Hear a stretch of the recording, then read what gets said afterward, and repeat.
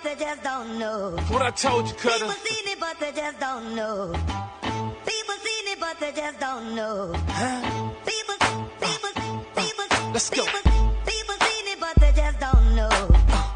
People seen it, but they. What's going on? What's going on? It's your boy Igani. And we on 910 Sports TV once again. You know what I'm saying? First and foremost, want to thank God for this opportunity to be able to come on this great platform, this great show, and to be able to, you know what I'm saying, talk about these, this great sports. And, it's a great time of the year, man. But I'm going to go ahead and introduce my right-hand man, Mr. Cowboy himself. You know what I'm saying? AKA a friendly, at least we like both of the same team when it comes to them Tar Heels. Coming basketball season about to jump in. So my man Jacob the Great, what's going on, fam? Oh man, what's good, man? Glad to be in the land of the living, man. And we got a lot to talk about with these sports, man. Yeah, we got a lot to talk about. Yeah, man. Like I said, man, the NBA season about to start tomorrow. We got a lot of college football games, NFL games, WNBA, Major League World Series, about to pop off. So I guess we get started now. You know what? I'm gonna let you get started. I'm gonna let you tell me where you want to start. Where you want to start? I'm gonna just go ahead and get WNBA out of the way, right? I So, knew you was gonna go there. I knew you was so gonna go there. You such a dang fan. yeah, so I'm going to get this out of the way. I'm gonna say this about New York people: we in the sports world don't like you. Y'all low down, y'all cheaters, and everybody. When that game started, I said, they gonna do something so New York can win. They want them to get that championship because they ain't been able to get no championship in 28 years in the WNBA. I said they gonna do something, and man, I like how can you throw somebody down to the ground and almost break their backbone and stay in the ball game? I don't understand. And how can you drive to the basket and you travel like that multiple times, man? I mean, I thought she was delivering eggs. The way she traveled. You know what I mean? Like I said, man, look at Stewart traveling. You mean like, oh my God. And look at this chick JJ just kept throwing elbows, man, and slammed the pole girl down to the ground, man. And man, I thought the girl, hip was out of place the way she slammed him, man. I thought, man, I thought The Rock taught her, how to do suplex or something. She slammed her so hard, man. See, this is the reason why right here, you know what I'm saying, people like you get on my nerves sometimes. Because Well, y'all old school heads, we all old school, whatever. I'm an old school head myself. But some of y'all old school heads, you want it both ways. One minute you want it to be back in the day like it was when the Pistons and the New York Knicks was fighting and struggling and battling in the paint. Then all of a sudden, oh no, they playing too rough. Where was the call at? You can't have it both ways, my we talking dog. about women, Icon. We are talking about women, man. You I just thought this chick JJ for New York Living, man. I thought she just might have been on tour with Van Damme, Steven Seagal, and John White. You know what I mean? Michael John White. You know what I mean? And like I was like, oh man, oh my, I might Now, need her for some security when now, me I can't start traveling. now I'm gonna say this. Now, women say they want equal rights, right? If women want equal rights, no matter if it's sports or not, then that's what equal rights look like. You know what I'm saying? So if you playing in the WNBA championship in the finals, the referees they gonna swallow the whistle. You know what I'm saying? So at the end of the day, the only controversial real call was that one at the end when Brittany Stewart, Brianna Stewart didn't get fouled on that play, and they called her a foul. And they had a chance to review it, and they didn't change it. But it was like Shannon Sharp had said. Shannon Sharp said he knew they weren't gonna change that call. They She in walked New first though, York. Icon.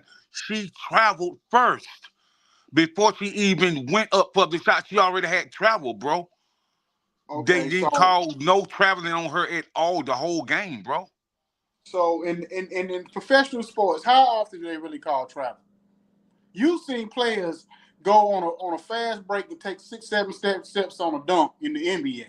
So how often do they really call travel in professional I sports? guarantee you, if that was Caitlyn or Angela Reese, they would have called travel on them every time. I mean, you might be right, but that's the whole point. The whole point was it wasn't them. The Make it whole make point. sense, man. Make it make sense. They wanted New York Liberty to win because they could never win, so they wanted to give them a championship, and they gave it to them. They definitely gave it to them, man. Everybody is in an uproar on about how that game was officiated, man. That game was officiated, man. Look, man, like your grandbaby could have called a better ball game than that. But you got to think about it, though. You got to think about it. They knew they dropped the ball when it came to Clayton Clark and Angela Reese by not promoting that the right way. So they had to make it up somehow. So the best way they're going to make it up is giving us the best WNBA game they could possibly give us or whatever. And so at the end of the day, it was a couple of mistakes that made, a couple of calls that wasn't made. But And if I you ain't watch, and I ain't listening to Shannon Sharp about no basketball. He don't know about no basketball, man. Get out of here, man. He's his basketball jersey probably be so tight he look like a ballerina. Get out of here, man. but I'm saying, if you watch the overall series, Minnesota had chances to put this series away a long time ago. So, Yeah. so It shouldn't have been close. And if Collier would have had more help down through the stretch, like she didn't have no help from McBride. You know what I'm saying? Like she put the whole team on her back, but she didn't have no help, man. She had 22, 7, and 7. and the thing about it was, if it wasn't for what's the name? The one point guard that hit the big shot in game three, I would think it was for New York. If Yeah. it You wasn't talking for about her, Sabrina? yeah, Sabrina. she would have. She's basically saved Breonna Stewart's butt. Because if you watch Breonna Stewart was basically choking. You know what Yeah. I'm saying? Like she missed the free throws in the See, one game. man, she always saved Breonna Stewart. Sabrina always saved her, bro. Oh, In clutch moments in crunch time, she always so. But I just wanted to get that out the way. And so the next thing, um, I'm gonna put this statement out. Aaron Rodgers, please retire. I agree. Aaron Rodgers, please retire, man. Like stop it, bro. You don't have no agile mobility anymore like you used to, bro. You can't move in the pocket. And you, Aaron Rodgers, you have never took accountability in 20 years for anything that you did on the field. It's always somebody's fault. It's the coach's fault. It's the player's fault. They they ran the wrong route. Aaron Rodgers, stop it, bro. Take some accountability, man. You I can honestly say that Russell Wilson played 20 times better than Aaron Rodgers. Oh yeah, definitely. I've been saying it the last few games that Aaron Rodgers don't look like his normal self. It don't like his ball is coming out crisp.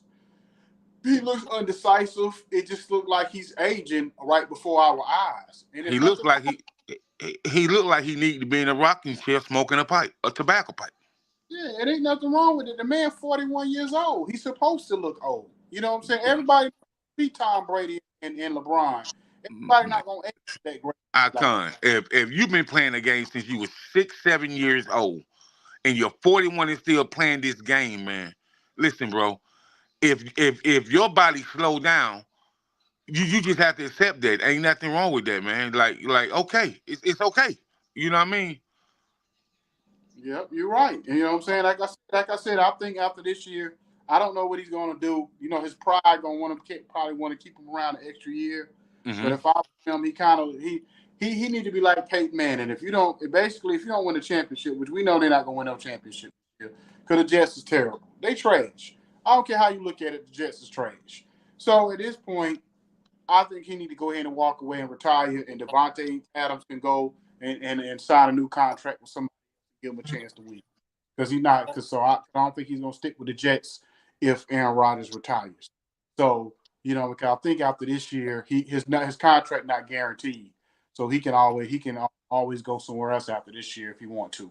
So I think that's what's gonna end up happening. Aaron Rodgers is done. But anyway, we're gonna take a quick break here on 910 Sports, and we will be right back on 910 Sports TV. Okay, we back here on 910 Sports TV or whatever. So man, let's get into these. Let's go back. Let's get into these college football games a little bit. Okay. So basically, let's talk about this Texas Georgia game. No, that ain't what we're gonna talk about first. What you want to talk about? Man, we're gonna talk about Cam Ward first. That's what we're gonna talk about. Let's talk about Yeah, what dog. yeah, we gonna talk about the U. We're gonna talk about Cam Ward, and we're gonna talk about why people should be frightened, why people should be scared. I'm gonna tell you is one person that's watching Cam Ward very closely. Who's that? He's close to Clemson Tigers. His name is Dabo Swinney. Believe that.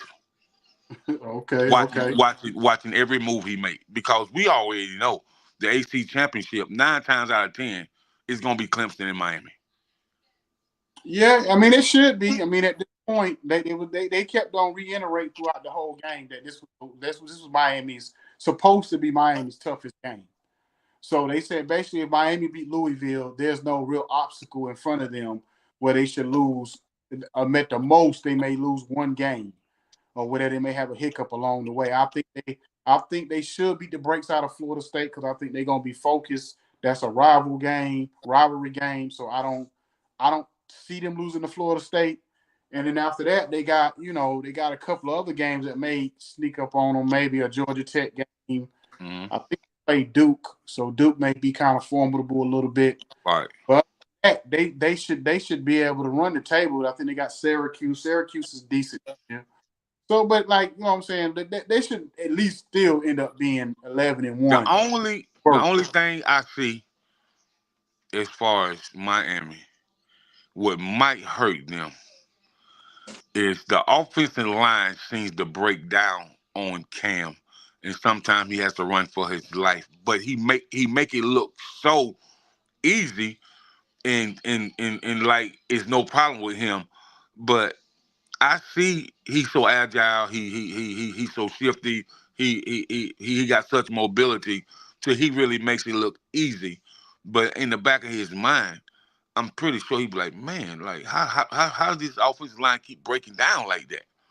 You know what I mean? So what do you think? What do you think? To me, it's more about the one thing that scares me is their front four. With they put it to like Miami is what they call a front running team.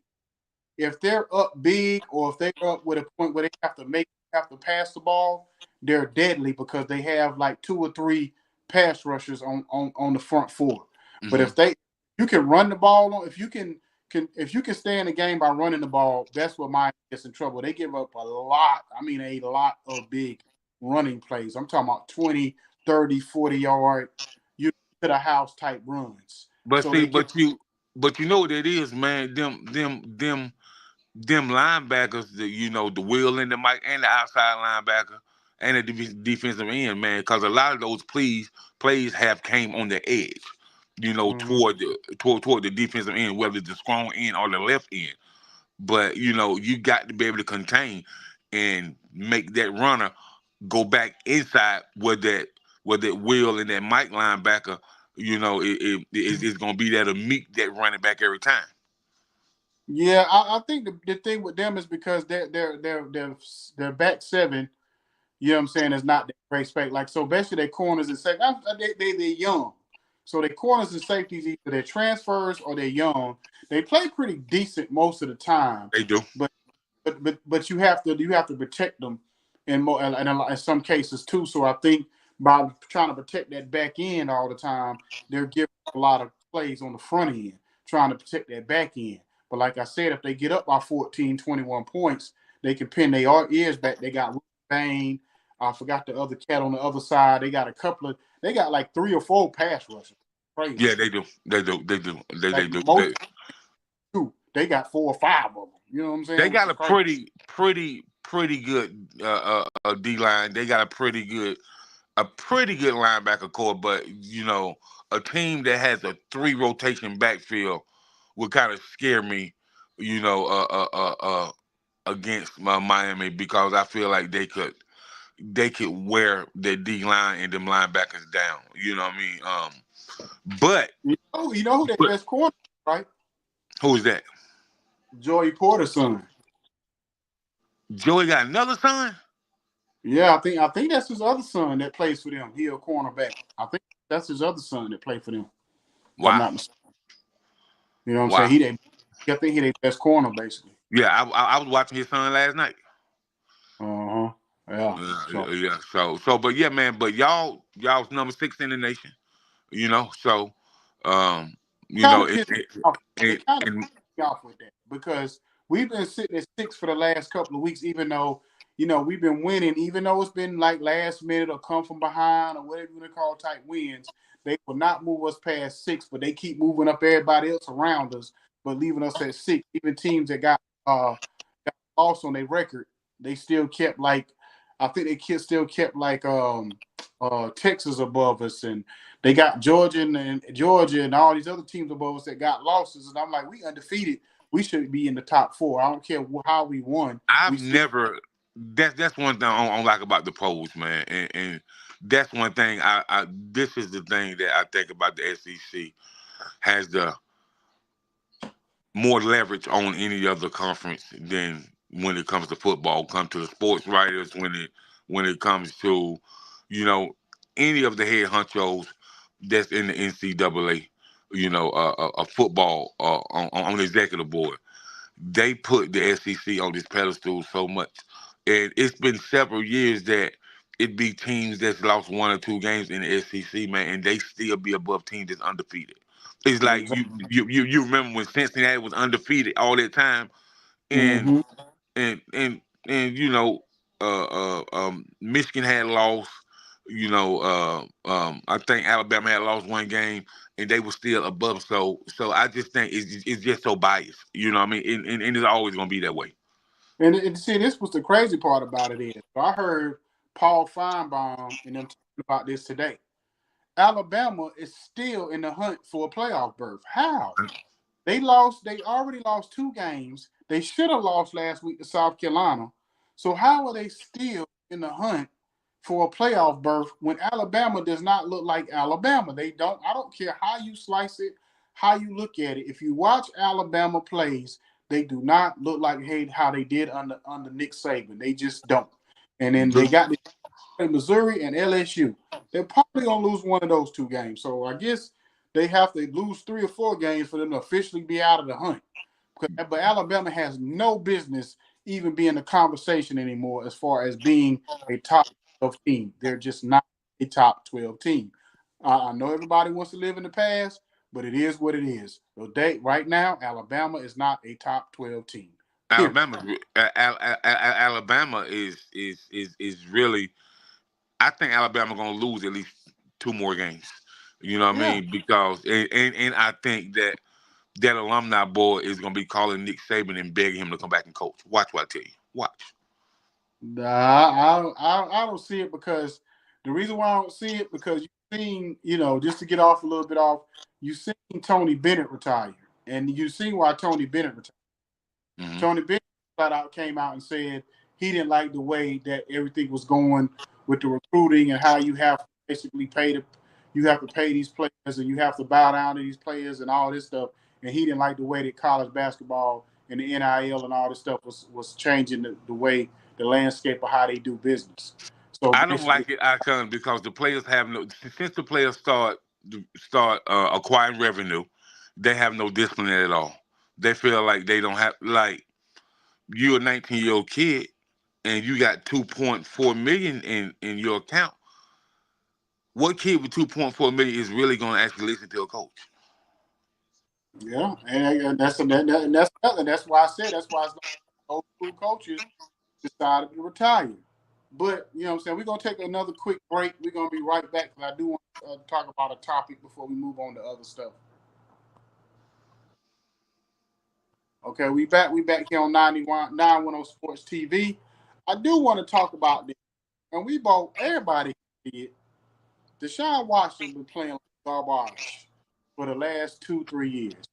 But I don't care how bad that man is playing.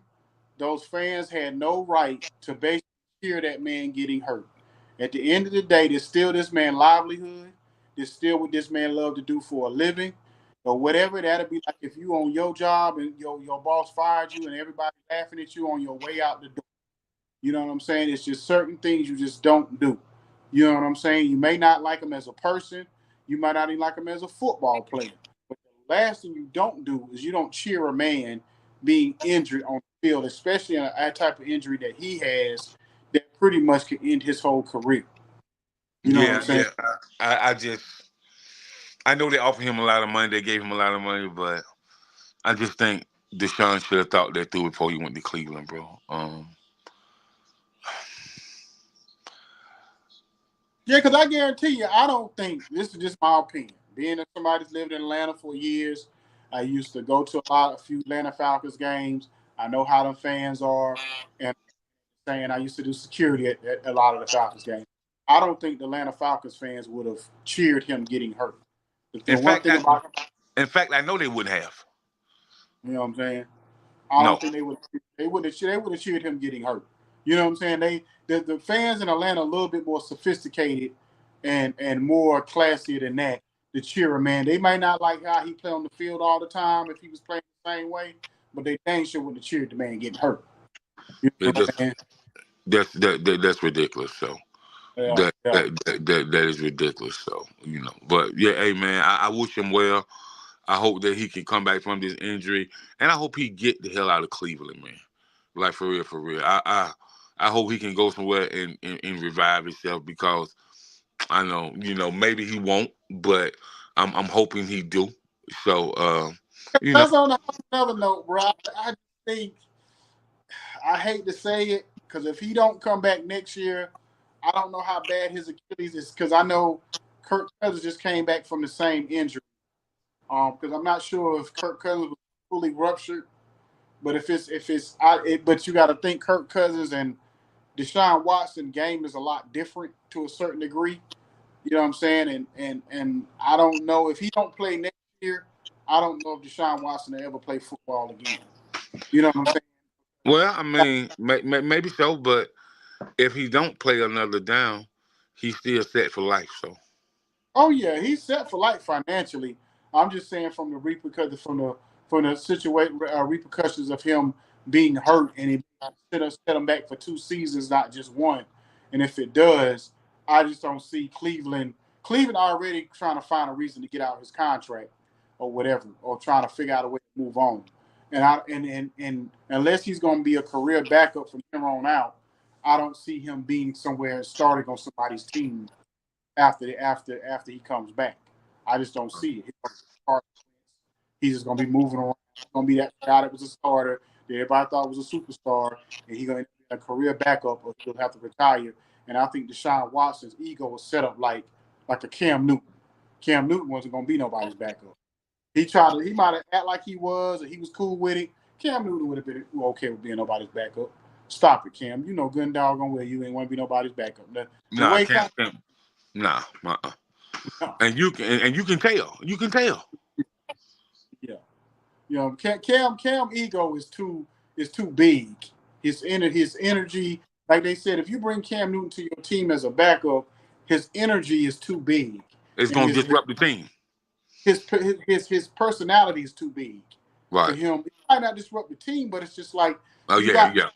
sideline, and every weekend they're gonna be talking about Cam Newton, not the starting quarterback, unless you Patrick Mahomes or some of these big, Josh Allen or Joe Burrow. I But think he gonna disrupt. I think he'll disrupt the team. Let me tell you why. Cause Cam got a big personality and he ain't gonna shut up. yeah. You know what I mean? He ain't gonna shut up. And You I ain't know, gonna lie, very entertaining on his show now. He is funny to me. yeah. I don't watch the show, but I watch a lot of the clips on TikTok.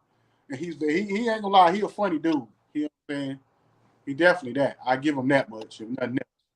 You know what I mean? So, but it is what it is. But anyway, so I don't watch a whole lot of baseball during the season, but I know I'm kind of excited about watching this World Series. We have the two biggest franchises in baseball history playing for a World Series. I don't know the last time My it's Yankees ever are back. My the Yankees Dodgers are back. have played each other. I don't know if that ever happened before. I have to go back in history and really look at it. I think it happened back in the day. Like I want to say, man, it happened back in the day when Don Mattingly was playing for New York. You know what I Okay. mean? You know Okay. that was way back in the day. Oh yeah. Oh yeah. Oh yeah. I remember old Don Mattingly. Yeah, Yup. yeah. Madeline. So yeah, so that's what I'm saying. If it's been a long time if they've ever played it against each other. Me personally, I have the Dodgers because I just feel like Otani is something different, and I feel like he may make a difference in winning this whole thing. So I'm I don't just know, man. I don't know. I think it'll be tip for tap, man, because they was just talking about how them young boys for the rank the Yankees, man.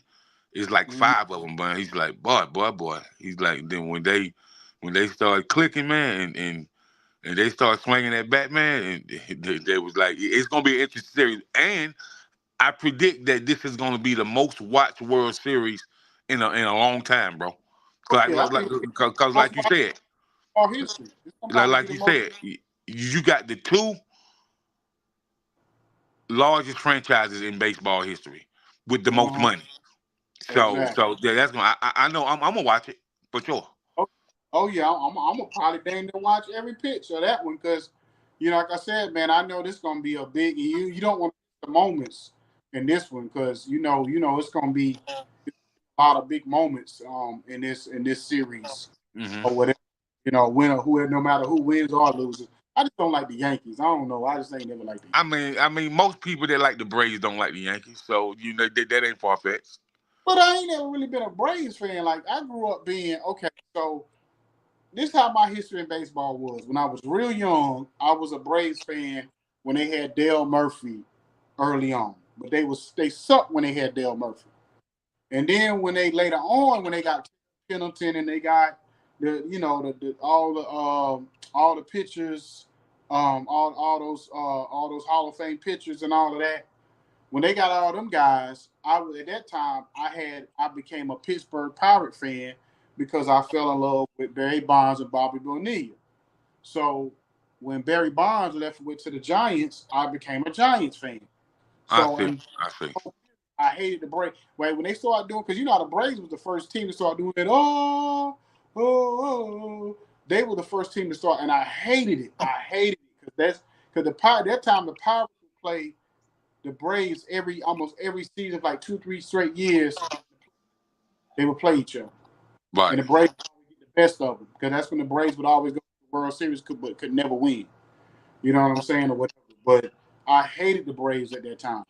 So now I got a little bit more love. I've been in Atlanta for a while, so I got a little bit more love for the Braves now, or whatever, than I did before, um, whatever. But I don't even have a dog in the fight. So I just like the Dodgers, 'cause I like Otani, and then of course Magic Johnson owns the team or part owner of the team. So and plus he a part of Washington Commanders.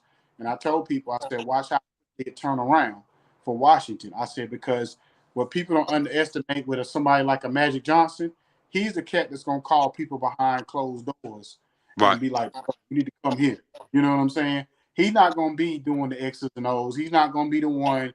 He might not even be in the draft room, but he gonna be the one if they find a free agent at the midnight hour. He gonna be the one that's gonna make the phone call. Uh huh. To Uh get, huh. Yeah, to I get, can dig. And y'all look good. Y'all look very yeah. good. I think people should be definitely y'all put the whole league on notice. You know what I Oh, mean? yeah. Y'all did, and so, but I can't front, man. I'm really glad to see, cause I used to live in DC for a very long time. You know what I Mm. mean? And so most of my family up there are as they say, quote unquote. Now it's Commanders, but we always gonna know them as Redskins fans. You know what I mean? Cause they old school. You know what I mean? But I mean, it's a long time coming, man. And so I'm really glad to see that the fans are warm, got that spirit of loving their team again. You know what I'm saying? So it's gonna be interesting to see, and we gonna see how it goes down through the stretch, and we just might see this young man make a little bit of history this this postseason. You know what I mean? Because I definitely think that he gonna make a run in the playoffs. You know what I mean? Oh yeah, if we get in there, we dangerous. If we get in there now, we dangerous. Now we gonna take a quick break. We'll be right back. Nine one on sports. Okay, we back. Yeah, so we back here on 9 Sports TV. Yeah, like if Jaden Daniels get in, now this is what I would love to see, because I don't want the coaching staff to get too comfortable. I would love to see us get another pass rusher or whatever, since Jonathan Allen got hurt for the season. Now, I heard it was a rumor in the rumor mill that we're trying to get Christian Kirk. I guess to help get a number 2 receiver to go beside Terry McLaurin. Because if you think about it, this is the best time to stack your team. When you got a rookie quarterback or a quarterback on a rookie contract, you can pretty much stack pile talent, like the 49ers done, the Eagles done, when they was trying to win a championship, because you're not paying your quarterback all that money yet. So this is the perfect time to stack talent, especially if you got an opportunity to actually make some noise in the playoffs. You know what I mean? So that's what I would love to see. I would love to see us go out and try to make every type of trade we can to be good now. Don't kind of wait till 2-3 years from now. Then all of a sudden it's time to pay Jaden Daniels, and then you don't have no money. Go ahead. You see the man is good now. Go ahead and get the players you need right now to go ahead and win. You know what I mean? We probably need another bona fide number 2 receiver. We probably need another corner and another I would love to see us go to get J.C. Horn from the Carolina Panthers. That's what I love to see, to get some maybe a true corner. You know Yeah, what I mean? yeah. And listen, man, yeah, people been asking about when is Washington gonna get a franchise quarterback. They got one now. Oh yeah, So definitely one. so so so so that boy about to make that Prescott money. Believe that. Oh yeah, we definitely got one. And you know what's crazy? I said, you know how confident that the players are. They so confident.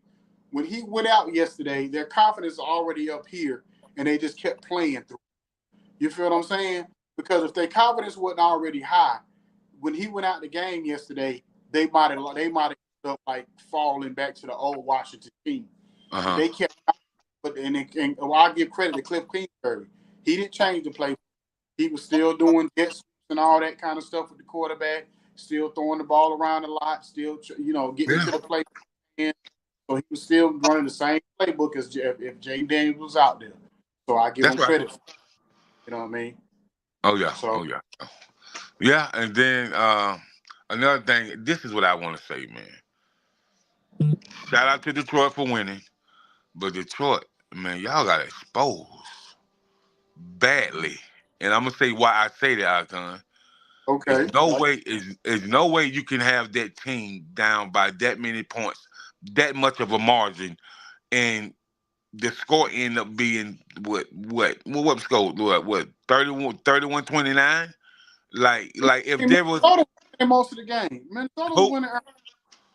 No man, the Detroit had went up on Minnesota. Okay, But this what I say. They got a great team, man. But both of them have a great teams. I think okay, both of them are gonna be forces to be reckoned with. But I just really believe down through the stretch, Detroit is the better team. You know what I yeah. mean? As far as Detroit, they are the better team. But I'm gonna say after this year, Sam Darnold gonna get a big payday. I promise you that. Oh yeah, he probably get Baker Mayfield money, like 30-35 million, something like that, from somebody. Um, I'm gonna say this because I feel like Detroit need to try to go out and get a Miles Garrett or Max Crosby. Because if I was Cleveland at this point, I would just clean house. Your quarterback is out. for the next year or two. You traded away your best wide receiver last week. So what do you hold on to?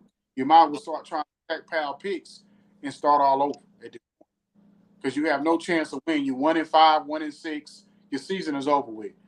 You know what I'm saying? You trade Myles Garrett right now, you probably you might get 2 first-round picks for Myles Garrett. You know what I'm saying? If I was him, No. you know what you holding on to him for? That's right. Smartest coach in the league, though, Mike Tomlin. But listen, man, when you can have Pickens, Van Jefferson, man, and you got Van Jefferson for little or nothing, man, for crumbs. Yeah. And he's a legit good receiver, man. You know what I'm saying? You know what I mean? And then, I don't know, I kind like if Russell have a pretty good year and he only on his 1 year deal, Mm-hmm. you think they gonna sign him back or what Nah, you think? I don't think so. I I think think I think what you think. I know what you're gonna say. I think what you think. I think they're gonna end up trying to draft a quarterback because I don't think they're really too happy. They're not really happy with Justin Fields. I don't know They why not. I don't know why I can't because I was oh looking at his stats the other day, man. He ain't throw for 300, 400 yards, man, but he consistently moved the chains, and they was consistently winning with him. You know what I mean? yeah, but if you in a division with a Joe Burrow, they eventually get their act together again, and Lamar Jackson. Do you really think you can really win and do anything in that division with Justin Fields moving forward? I don't really think so. I think they're gonna draft another quarterback. I think they're gonna let both of them go. I think Russell Wilson might end up retiring after this year, and I think Justin Fields will be somebody's backup somewhere else. You No, know, yeah, no. but I don't think he's gonna be back in I Chicago. think, I think, I think, I think if Russell Wilson end up retired and they don't keep Justin Fields will go somewhere like a Carolina. Yeah, I mean he could. If you go to Carolina and let's say Carolina gets like Shador Sanders or whatever, then you may start Justin Fields for a little while, like next year, before you if you don't feel like Shador is ready to start from day one.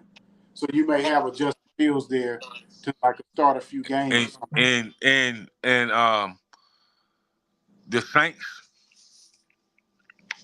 I see they gonna get rid of Derek Carr, and but I don't know how good enough Spencer Rattler is to be a starter.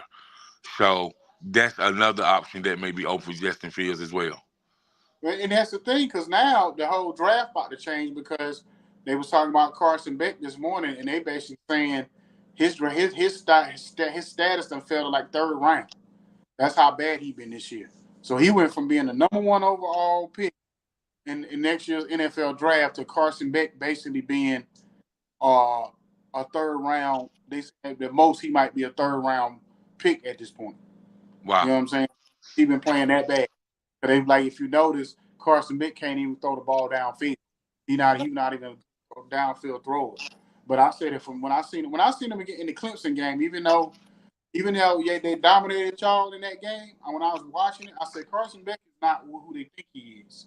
You know what I'm saying, or whatever. And then he struggled every game. And you watch the Texas game, he threw 3 interceptions. So they won in spite of him. They didn't want to win because of him. If you look at somebody like Cam, if you look at Shador Sanders, those teams win because of their quarterback. They don't win because of everybody else. Like Cam Ward is, if you watch Cam Ward play, you haven't seen nothing like that since like Charlie Ward, since like Vince Young when he was dominating, Tim Tebow. Right. You know what I'm saying? That's the kind of impact Cam Ward has had in Miami. You know what I mean? On that level, and he's a way better thrower than of course Tim Tebow. And he probably even a better thrower than Charlie Ward and even like a Tommy Frazier back in the day and them type of guys. You know what I Well, mean? Like or whatever. So so at the end of the day, I just feel like the whole draft and changed. So now it's like a Shador Sanders, Cam Ward, You could say my man from Oregon, Dylan Gabriel might be in the hunt for that for one for a top type quarterback type spot.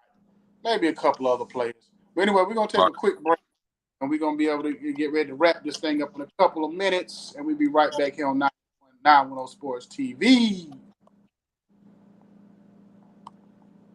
Okay, we back here on 910 Sports TV. Real quick, shout out to our executive producers, Kimmy K, Senior G, our affiliate partner, Zeno FM, our all our countries out there.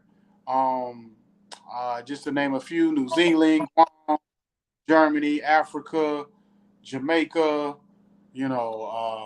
Zimbabwe, just to name a few. Japan, China, here, Australia, just to name a few countries out there. Shout out to our girl Tiffany Real, our independent chicks out there, T-Dub Entertainment in the Mississippi, or whatever. And just so basically, shout out to everybody or whatever. So we look at everybody that's partnered up with us the same.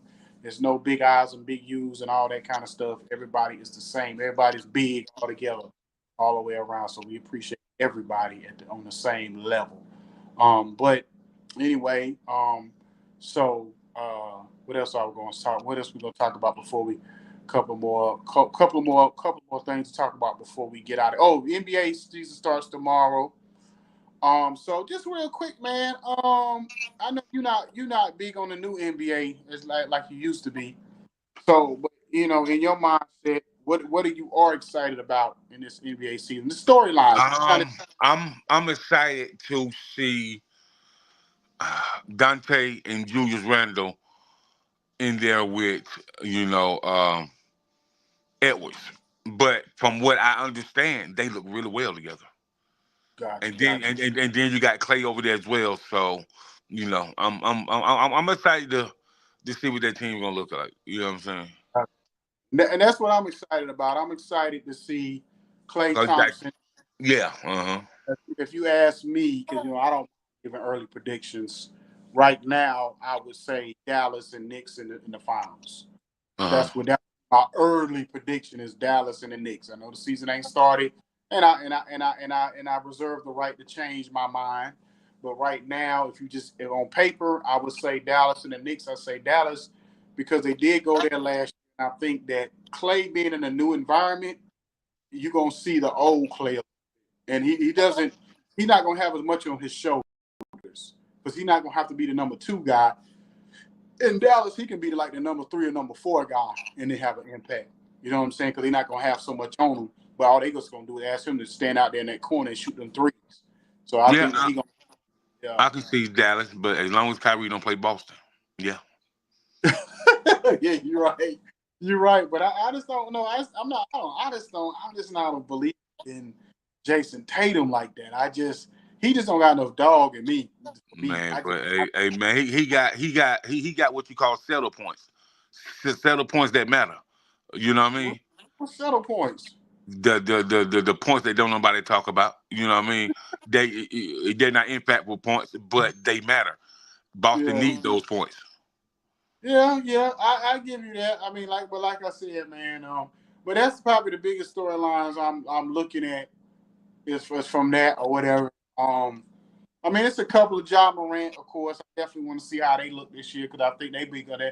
I think he gonna come back with a vengeance. I really do. I just want to know. I just gotta look up what team overseas just offered Caitlin Clark $38 million. Oh yeah, we'll have to talk about that next week then. But anyway, man, I appreciate everybody coming on tonight. Y'all stay blessed and see y'all on the next on 910 Sports TV with your boy Icon E, Jacob the Great. We out here. Peace.